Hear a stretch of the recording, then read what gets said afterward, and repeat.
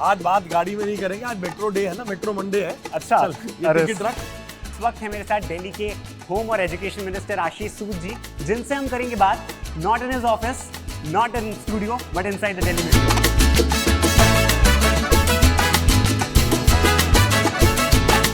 जिस तरीके का कॉन्फ्लिक्ट चल रहा है, उसके बाद प्रधानमंत्री मोदी को ये बोलना पड़ रहा है कि गोल्ड खरीदने से बचें, फ्यूल को कम यूज करें, तो क्या सिचुएशन वाकई इतनी सीरियस हो गई है?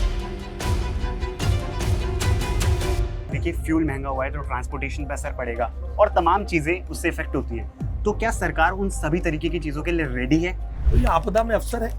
हमने अभी 4000 बसें उपलब्ध कराई हैं। ईवी चार्जर का नेटवर्क बढ़ा रहे हैं, ईवी बसेस बढ़ाएंगे, तो चीजें सुधर सकती हैं। पीएम मोदी ने अपील की। अपील होना एक अलग बात होती है और उसको नीचे धरातल पे लाना, मतलब उसका एग्जीक्यूशन कराना एक डिफरेंट चीज होती है। आज का जमाना सोशल मीडिया का जमाना है जी।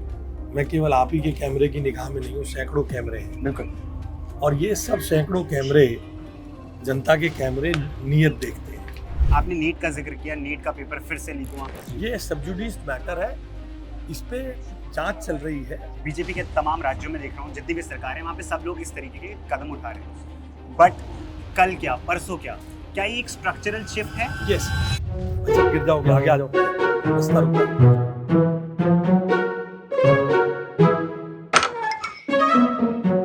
एबीवीपी ने आपको कितना शेप किया है? दिन जो पखेरू होते पिंजरे में मैं रख लेता, पालता उनको जतन से, मोती के दाने देता, सीने से रहता लगाए, याद न जाए बीते। आप लोग जैसा पूछते हैं कि जैसे प्रेशर कुकर में सीटी बना के हो रहा है, बारिश आ जाएगी काम रुक जाएगा, बारिश पे आने वाला हूं मैं, बारिश पे आने वाला हूं। बारिश ज्यादा आ जाएगी, इसलिए बहुत सारे विषय इसमें जुड़े हुए हैं। One opposition leader you think is capable? सारे अच्छे नेता भाजपा में होंगे ऐसा कोई जरूरी थोड़ी ना। आज तो ऐसा ही है साहब। Practice what you preach.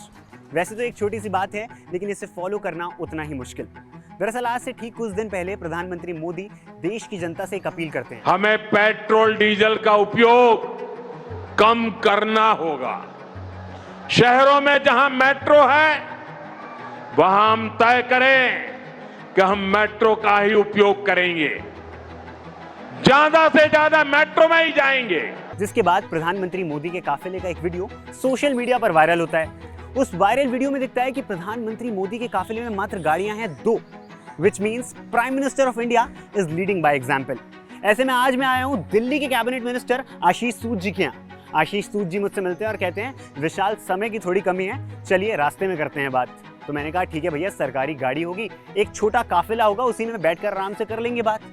लेकिन मंत्री जी मेरे ही हाथों में पकड़ा देते हैं दिल्ली मेट्रो का कार्ड। मेट्रो मंडे है, आइए मेट्रो में ही बात होगी। जी सर। आप ई रिक्शा से चल रहे हैं, दिल्ली मेट्रो से चल रहे हैं। आज भी मैं आपके पास आया था आपसे बात करने, आपने मुझे मेट्रो का टिकट पकड़ा दिया। तो ये क्या न्यू नॉर्मल बन चुका है? आपको टिकट मिल गई, देख लो। सर क्या ये पार्टी का टिकट समझे?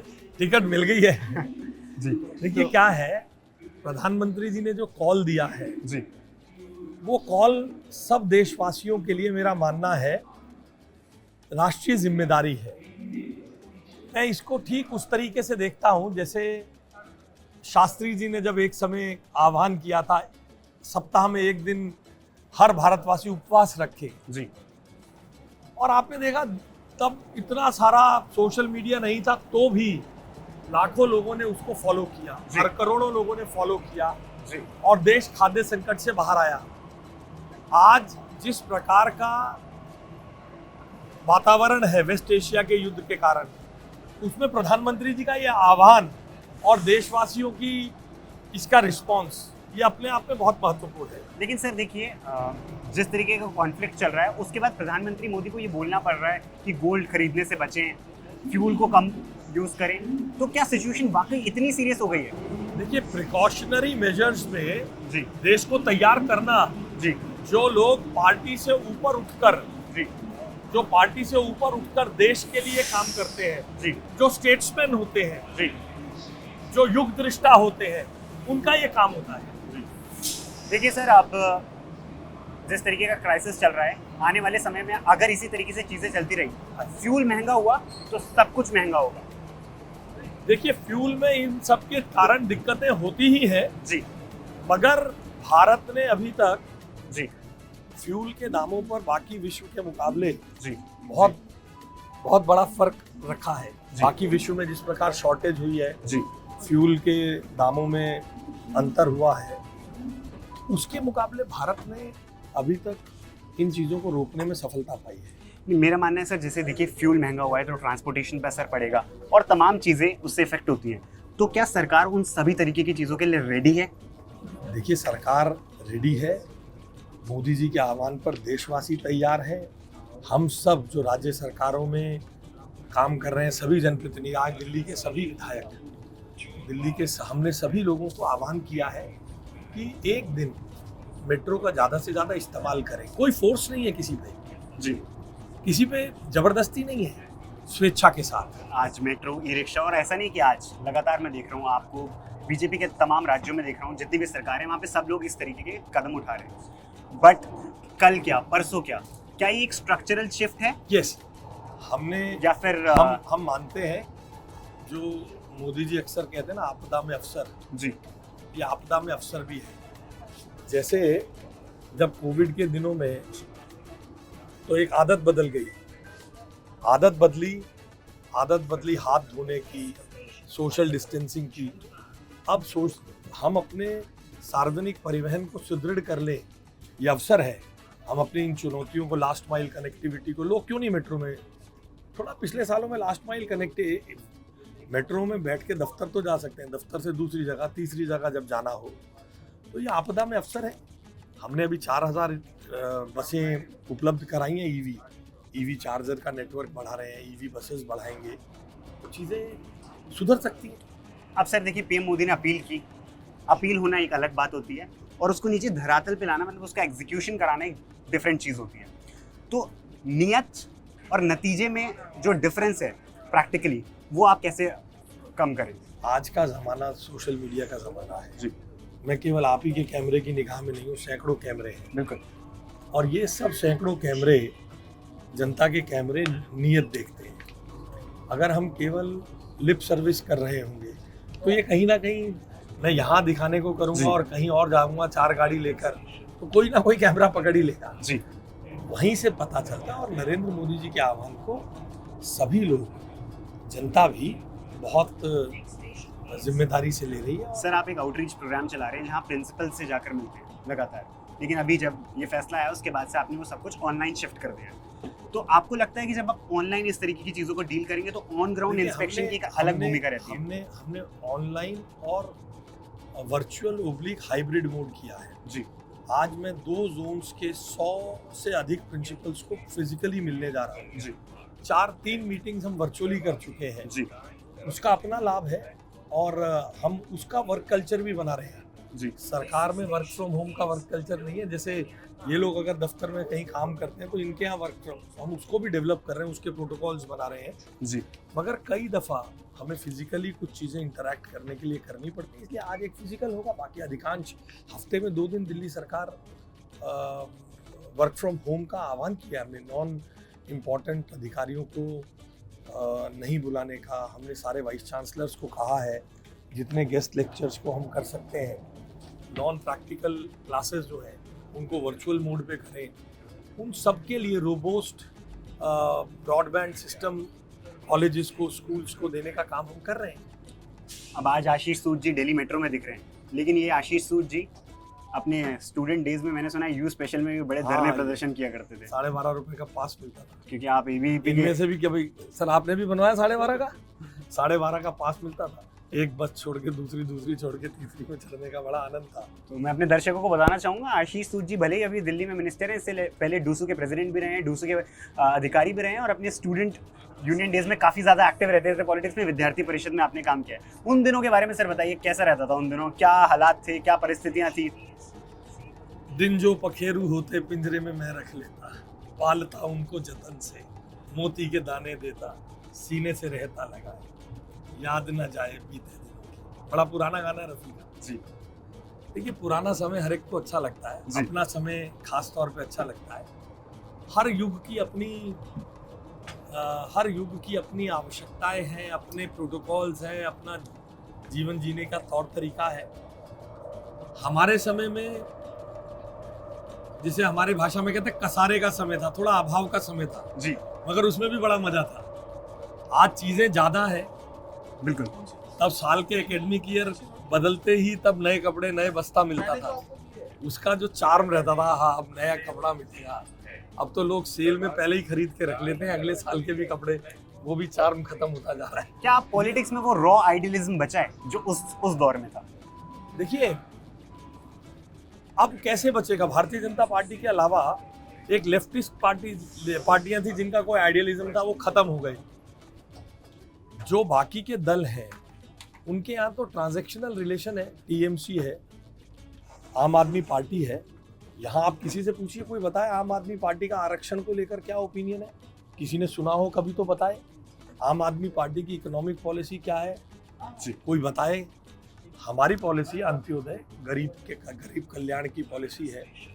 इसलिए ये अभी बड़ा चुनौती का दौर है। बिना आइडियलिज्म के पॉलिटिक्स करने वाले बहुत सारे लोग उपलब्ध हैं।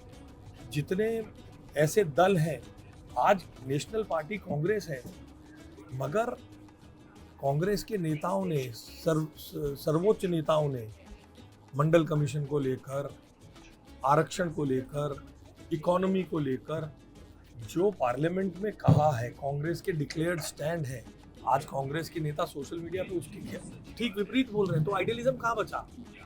केवल भारतीय जनता पार्टी ये कंसिस्टेंटली, चाहे राम मंदिर हो, कश्मीर की धारा 370 हो, इजराइल के साथ संबंध हो, तिब्बत को लेके हो, जिसकी since the formation of the Bharatiya Janata party और अर्लियर जनसंघ कंसिस्टेंट स्टैंड रहा है। एबीवीपी ने आपको कितना शेप किया है? आप एबीवीपी का अक्सर जिक्र करते हैं कि विद्यार्थी परिषद में आपने लंबे समय तक काम करा, उसने आपको कितना शेप किया है? देखिए, विद्यार्थी परिषद के कार्यशैली के कारण, भाई सब गिर जाओगे, आगे आ जाओ, रास्ता रुक रहा है। और विद्यार्थी परिषद की कार्यशैली के कारण जी निश्चित रूप से मुझे बहुत सीखने को मिला है, जीवन की बहुत सारी सच्चाइयों को देखने का अवसर मिला है। समाज में जो चुनौतियां हैं, जो समस्याएं हैं, कुरीतियां हैं, उनको भी एक दृष्टिकोण से, उसके संदर्भ में भी सार्थक सामाजिक दृष्टिकोण समझने का अवसर मिला है। सर, आप एक लंबे समय तक एक आइडियोलॉग रहे, मतलब आप देखिए, आप सत्ता में नहीं थे, भाजपा का एक अलग संघर्ष था दिल्ली में। उससे पहले जब आप अपने स्टूडेंट डेज में थे तो आप सत्ता से दूर रहे, आपने समझिए सिस्टम के अंदर नहीं थे। अब आप सिस्टम के अंदर है, सिस्टम का पार्ट है। तो ऐसे समय में अपनी कोर कैसे आ जाते? 27 साल तो सरकार ही नहीं थी, प्याज पे सरकार गई, अब जाकर आई है, कैसे आ जाते? यही मेरा क्वेश्चन है। हम आइडियोलॉजी को छोड़कर आप बताइए ना, जो आज लोग कहते हैं कि हमारे साथ तोड़ दिया, ले गए, हम 2 थे, वाजपेयी जी भी चुनाव हार गए थे, बताओ कोई हमारे 2 MPs को खरीद पाया? लेकिन सर सवाल यहीं से उठता है। नहीं हाँ। आप बिना आइडियोलॉजी के ट्रांजैक्शनल रिलेशन रखते हैं जी। हम 27 साल विपक्ष में थे, 93 से 98 मदन लाल खुराना जी की सरकार के बाद हम विपक्ष में थे जी। आप बताइए, बीजेपी खत्म हो गई क्या? बीजेपी हर दिन मुद्दों पर बोलती थी। बिल्कुल। आज कोई ले पाया? हमारे 3 विधायक थे हमारे 67 के हाउस में जी, फिर 8 हुए और अब आप। मैं कहता हूँ 3 थे, किसी की हिम्मत हुई जी। आइडियोलॉजी से जुड़े हुए लोग हैं जी। इसलिए हम लोगों की कोर वैल्यू जो है राष्ट्रवाद, आइडियलिज्म है। देश के लिए पार्टी सोचती है और काम करती है। तो लेकिन जब आप सत्ता से बाहर थे, अब सत्ता के पार्ट है, तो इस टाइम पे अपनी उस कोर वैल्यू सिस्टम को इंटैक्ट रखना कितना टफ है, इसके बारे में थोड़ा सा बताइए। हमारे यहाँ बिल्कुल इसके चेक्स एंड बैलेंसेस हैं। पार्टी के वरिष्ठ नेता जी आपकी जीवन शैली को, आपके काम करने की शैली पर आपको हमेशा मार्गदर्शन करते रहते हैं और जनता के बीच में बने रहने का निर्देश और अपील करते हैं, जिसके कारण आप इंटैक्ट रहते हैं। ये साहब मान लीजिए मुझे कोई लगातार देख रहा है, कोई जनता देख रही है, तो ये मेरे लिए चेक एंड बैलेंस है ना जी।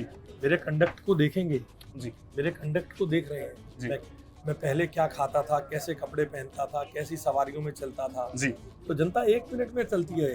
तो अब देखिए सर, अब ये तो हो गई आपके अर्ली डेज और विद्यार्थी परिषद के दिनों की बात, लेकिन अब मैं आना चाहूँगा आपके कोर मॉडल पे। अब देखिए, आप दिल्ली के एजुकेशन मिनिस्टर हैं जी, दिल्ली के होम मिनिस्टर हैं। ये 2 ऐसे मंत्रालय हैं जिसपे पिछली सत्ता का पूरा नैरेटिव बेस था। एजुकेशन मॉडल, आप बात करें, आपके पास होम मिनिस्ट्री भी, आपके पास पावर भी है। तो ऐसे 2 मंत्रालय अपने पास आपने रख रखे हैं, तो आपको ये एक रिस्क लगता है या नहीं, फिर देखिए, नहीं। या फिर एक मौका लगता है? देखिए, हमें ये अवसर है, इसीलिए आप हमारे बड़े बड़े विज्ञापन शिक्षा के क्षेत्र में नहीं देख रहे हैं। जी हमारा मानना है कि हमारे स्कूल में पढ़ने वाले बच्चों का नतीजा, जी आपके पिता सरकारी स्कूल में पढ़े होंगे, आप प्राइवेट स्कूल में पढ़े होंगे, जी आपकी अगली जनरेशन सरकारी स्कूल में पढ़ने के लिए हमारे पे पैरवी करेगी, साहब हमें हमारे सीएमसी स्कूल में दाखिला दिला दो। ये हमारी सफलता की गाथा अपने आप कहेगा, कोई विज्ञापन की जरूरत नहीं है, किसी विज्ञापन की जरूरत नहीं है। इसलिए हम लोग अपने आप से इस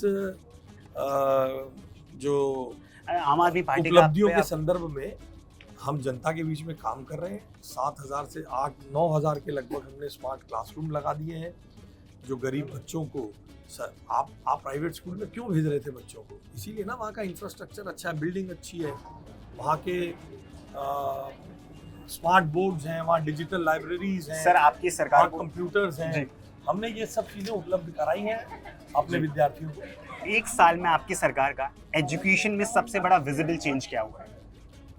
देखिए, स्मार्ट टेक एनेबल्ड एजुकेशन हमारी सरकारों का जी। सबसे विजिबल बड़ा चीज है। 9,000 स्मार्ट क्लासरूम, जी 9,000 कंप्यूटरों से सुसज्जित आईसीटी लैब्स, जी डिजिटल लाइब्रेरी, लैंग्वेज लैब, बच्चों को निशुल्क बड़े कोचिंग इंस्टीट्यूट्स में नीट, आईआईटी और क्लैट की पढ़ाई, ये रिजल्ट्स 10वीं के रिजल्ट में बड़ा चेंज, सर ये सब अपने आप में स्कूलों में बड़ा परिवर्तन ला रहा है। आपने नीट का जिक्र किया, नीट का पेपर फिर से लीक हुआ। आज से पहले कैपिटेशन फी लेकर दाखला मिलता था, जी करोड़ों रुपए लगते थे बड़े मेडिकल कॉलेज में दाखिला लेने के लिए। जी नरेंद्र मोदी जी के नेतृत्व में एस्ट्रोनॉट का बेटा हो, पायलट का बेटा हो, ट्रेन ड्राइवर का बेटा हो, बस चालक का बेटा हो या ई रिक्शा चालक का बेटा हो, जिसकी मेरिट होगी उसको नीट में परीक्षा मिलेगी। प्राइवेट सीटें बिकनी बंद हो गई। पर सर पेपर इसलिए लीक की रोकथाम- इसलिए जी इसलिए बहुत सारे लोग इस मेरिट के सिस्टम को, जिनके बिजनेस चल रहे थे, उसको डिरेल करने में लगे हैं। ये सबजुडिस मैटर है, इस पे जांच चल रही है। कुछ दुर्घटना हुई है जिसके लिए केंद्रीय शिक्षा मंत्री ने अपनी प्रेस कॉन्फ्रेंस में स्पष्टता की है, जांच हो रही है। बहुत जल्दी इन सब चीजों के लिए भी रास्ते निकलेंगे। किसने सोचा था? आप जरा अपने पिताजी से और थोड़ा उनकी बड़ी आयु के लोगों से पूछिए। बहुत सारे लोग अपने मेरिटोरियस बच्चों को मेडिकल और इंजीनियरिंग इसलिए नहीं करा पाते थे कि नागपुर, बैंगलोर के बड़े बड़े इंस्टीट्यूट्स में करोड़ों रुपए की कैपिटेशन फी लेके सीट मिलती थी। आज जब उन सबके सिस्टम बंद हो रहे हैं तो कुछ लोग डीरेल करने में लगे। अराजक तत्व तो है ही। सर अरविंद केजरीवाल कह रहे हैं कि जिस तरीके से नेपाल में हुआ था, जेनजी को इंडिया में आ जाना चाहिए पेपर लीक पर और मंत्रियों को उखाड़ फेंकना चाहिए। उन्होंने ये भी कहा था कि मेरी 7 सीटें जिता दो, जेल नहीं जाऊंगा। जनता ने 7 हरवा दी और जेल भेज दिया। मैंने इसलिए आपसे कहा कि थोड़ा रुके, 5 साल बाद जो जो नेता रेलेवेंट होगा उसको जवाब देंगे। अभी रोज इनका जवाब देंगे तो काम कब करेंगे? बहुत काम है करने के लिए।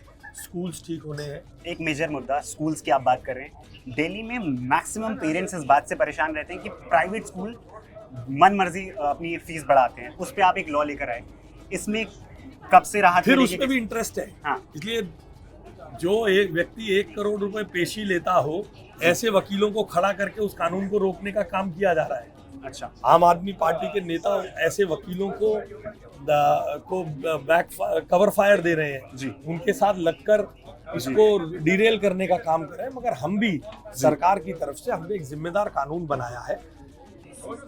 ये साहब का बच्चा जिस मान लीजिए किसी प्राइवेट स्कूल में पढ़ता, तो इन्हें मालूम है ना कितनी सुविधा मिल रही है। लाइब्रेरी अच्छी है या नहीं है, कैंटीन अच्छी है या नहीं है, लैब में एक्सपेरिमेंट करने को मिलता है या नहीं है, क्लासरूम एसी के पैसे मांग रहे हैं, एसी क्लासरूम चलते हैं नहीं चलते हैं। तो पेरेंट, टीचर, मैनेजमेंट मिलकर फीस बढ़ाएं, ये हमारा कानून है।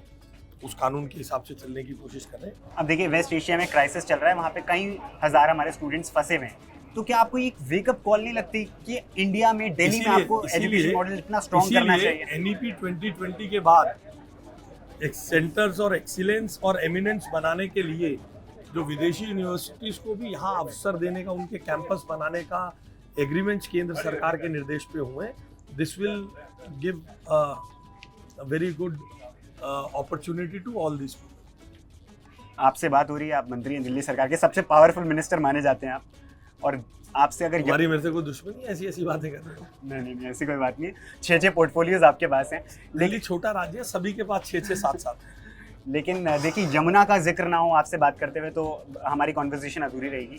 यमुना सफाई भारतीय जनता पार्टी का एक मेजर मुद्दा रहा और 1 साल अब लगभग हो चुका है।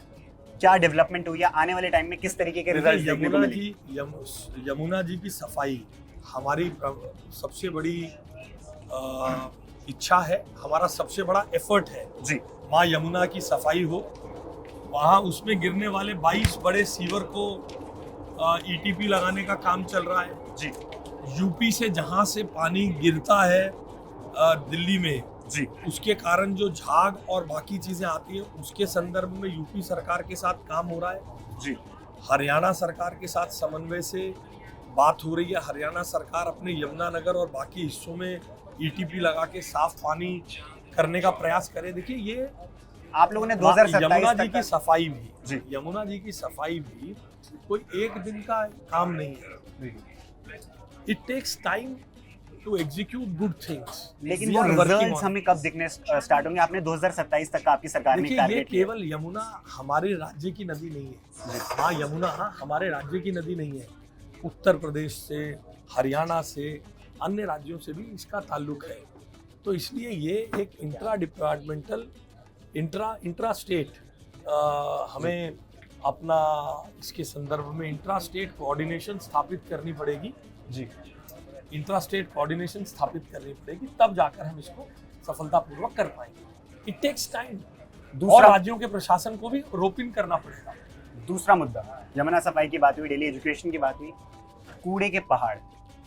आप लोगों ने बहुत उस टाइम पे इस बात को उछाला कि कूड़े के पहाड़ बढ़ते चले जा रहे हैं। अब एक साल में पूछ रहे हो, अरविंद केजरीवाल और मनीष सिसोदिया ने जाकर वहां पर इंटरव्यू दिए थे 40 कैमरों के साथ कि अभी नगर निगम में हमें जिता दो 2022 में, कल खत्म कर देंगे। सर हमारा तो काम है, जो अथॉरिटी पे होगा हम उससे पूछेंगे, आप सत्ता में तो आपसे पूछेंगे जरूर। इसलिए ओखला इज ऑलमोस्ट फिनिश्ड जी। सितंबर 26 तक भगवान की कृपा से और हमारे कर्मचारियों के एफर्ट से भलसवा को भी खत्म कर देंगे जी। गाजीपुर में अभी 15 एकड़ जमीन हमें नई मिली है, लेट मिल पाई है जी, उसमें अभी कुछ समय और लगेगा। ईश्वर ने देखिए इसमें बहुत सारे, आप लोग जैसा पूछते हैं कि जैसे प्रेशर कुकर में सीटी बना के हो रहा है, बारिश आ जाएगी काम रुक जाएगा, बारिश ज्यादा आ जाएगी, मैं बारिश पे आने वाला हूं, बारिश ज्यादा आ जाएगी, इसलिए बहुत सारे विषय इसमें जुड़े हुए हैं। मगर मुझे उम्मीद है कि 2026 में भलसवा खत्म हो जाएगा। अब वाटर लॉगिंग की बात करते हैं, आपने बारिश का जिक्र खुद ही कर दिया। आप देखिए एमसीडी, दिल्ली जल बोर्ड और तीसरा डिपार्टमेंट कौन सा था आपका, पीडब्ल्यूडी, ये तीनों ही भारतीय जनता पार्टी के पास है। सेंटर में मोदी सरकार है, स्टेट में मोदी सरकार है, एमसीडी में बीजेपी है। तो क्या रोड मैप है आपका in terms of water logging? क्या आप इसको कितना और बेहतर कर सकते हैं कि आने वाले टाइम में दिल्ली में इस जो सीजन आने वाला है हमें जल भराव देखने को ना मिले? देखिए ये एक लंबा प्रयास है, नाले बनाना, उसकी निकासी खड़ी करना, ये रातों रात होने वाला काम नहीं है। 2003 के बाद से इंफ्रास्ट्रक्चर के ऊपर बहुत बड़ा काम ही नहीं हुआ है। इसलिए हम उम्मीद करते हैं हर साल आपको बहुत बड़ा चेंज। पिछले साल आपको दिखा बारापुला नाले में पानी नहीं भरा, एक झुग्गी हमें हटानी पड़ी। आपने देखा मिंटो ब्रिज पे कम दिक्कत हुई, मिंटो ब्रिज का तो हमने पिछले बार पूरा कई जगहों पर कम समस्याएं हुई हैं। लेकिन इस साल हमें कुछ और ज्यादा बेहतर बदलाव देखने को हर साल आपको you will find a sea change in this.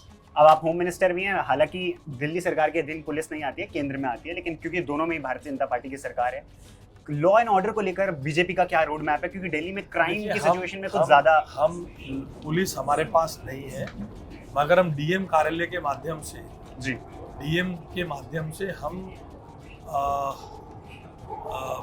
Police के साथ कोऑर्डिनेशन करते हुए जी, एक बेहतर तरीके से पुलिसिंग का इंतजाम करने के लिए हम प्रयासरत हैं। हम अपनी लिमिटेशंस को जानते हैं। केंद्रीय गृह मंत्रालय के मार्गदर्शन में डीएम कार्यालय के माध्यम से दिल्ली पुलिस के साथ अपना कोऑर्डिनेशन सुधार रहे हैं। अरविंद केजरीवाल की हम बात कर रहे थे, एक्साइज पॉलिसी स्कैम में अभी उनको जिस तरीके की राहत मिली है उस पर आप क्या कहना चाहेंगे? क्योंकि आप लोगों ने उस मुद्दे से उनकी सरकार गिरा डाली। देखिए, हमने नहीं गिराई, जनता ने गिराई है। देखिए, शीश महल आपने बोला, एक्साइज पॉलिसी स्कैम आपने बोला, शीश महल है, एक्साइज पर लेकिन स्कैम था। कोर्ट ने उनको राहत दी। उसके बाद हाई कोर्ट ने नहीं दी ना। आप लोग अर्ध सत्य मत बोलिए, केजरीवाल वाली आदत मत अपनाइए जी। उसके बाद हायर कोर्ट ने उसे रोक दिया ना जी। उसको कोई नहीं गिनेगा क्या? इसलिए कोर्ट्स में ऐसी बहुत सारी चीजें होती हैं। फाइनल वर्डिक्ट होने तक हमें इंतजार करना चाहिए। चलिए, ये तो हमने दिल्ली गवर्नेंस के बारे में, दिल्ली मॉडल के बारे में मंत्री जी से बात करी है मेट्रो में। आगे भी जाएंगे इनके साथ।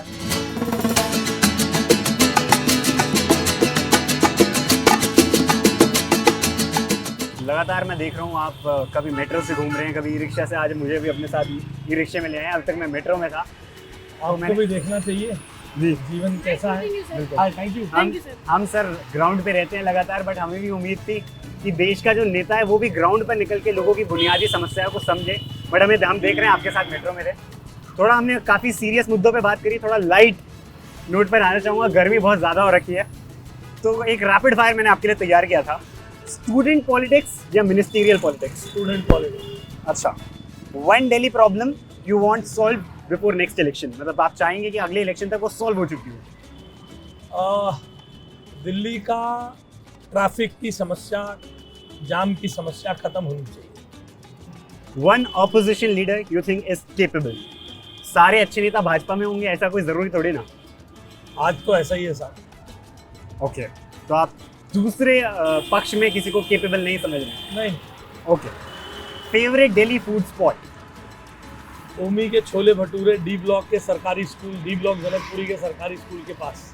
अच्छा जी, छोले भटूरे और आशीष सूद। यस। क्या बात।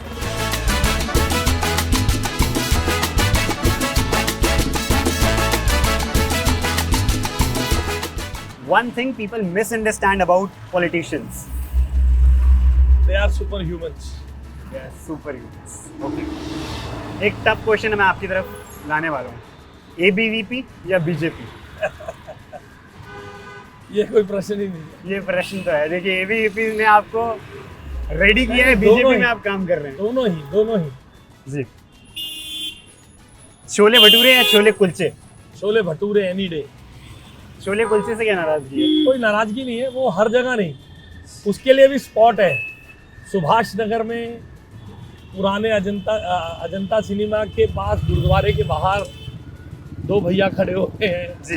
दयाल सिंह कॉलेज के बाहर एक बहुत पुराने भैया है। ARSD के पास कोई अड्डा नहीं है आपका? आप वहीं से? ARSD कॉलेज के बाहर छोले भटूरे, छोले कुलचे नहीं मिलते थे। अच्छा, नहीं मिलते। जो मार्केट थी वो अब टूट टाट गई। अच्छा। वहाँ पर तब क्या बोलते हैं, एक निरंकारी सरदार जी थे जी, उनका सांभर वड़ा बहुत बढ़िया था।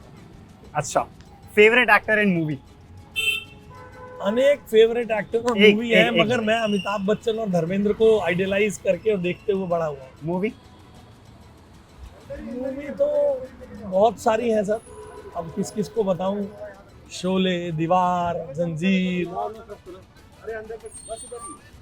अच्छा, शोले, जंजीर और दीवार, ऐसी अनेक मूवीज हैं। अगर आशीष सूद पॉलिटिक्स में ना होते तो क्या कर रहे होते? इसका जवाब देके जाइए सर, इतनी जल्दी क्या है? सोचना पड़े। मैं पॉलिटिक्स से पहले, मैं फर्स्ट जनरेशन एंटरप्रेन्योर हूँ जी। और फर्स्ट जनरेशन पॉलिटिकल एक्टिविस्ट भी हूँ। मैं दोनों में फर्स्ट जनरेशन हूँ। अच्छा, जाते जाते एक बात बता दीजिए, स्पीच देना ज़्यादा आसान है या मीडिया के साथ इंटरव्यू करना? नहीं, मीडिया के साथ तो इंटरव्यू करना बड़ा कठिन है। ऐसी कोई बात नहीं है सर, हमने एकदम आपसे दिल्ली की जनता के मुद्दे पूछे, उन्हीं सारे सवालों पर हमने बात की। मैं आपके संदर्भ में नहीं कह रहा हूँ, आपने जी। मुझसे जो सवाल पूछा, जी। मीडिया को इंटरव्यू देना बड़ा कठिन काम है आजकल, क्योंकि क्या मीडिया पूछ लेगा जी। दूसरों के सामने अपने आप को इम्पार्शियल दिखाने के लिए क्या मीडिया पूछेगा, इसका भी कोई पता थोड़ी ना है। जबरदस्ती के सवाल भी मीडिया बहुत पूछता है। अब मैं अपने प्रिंसिपलों से मिल लूं। लेकिन आपने बड़ी बेबाकी से हमारे सभी सवालों का जवाब दिया और Thank हमें you. समय दिया, उसके लिए बहुत बहुत Thank you, धन्यवाद सर। thank you. और 1 साल बाद हम आपसे फिर से मिलेंगे, जो भी आपने प्रोग्रेस करी है, जो भी डेवलपमेंट है, जरूर। उस पर एक रिव्यू Thank you. करेंगे। Thank you so much for talking to India. Thank you.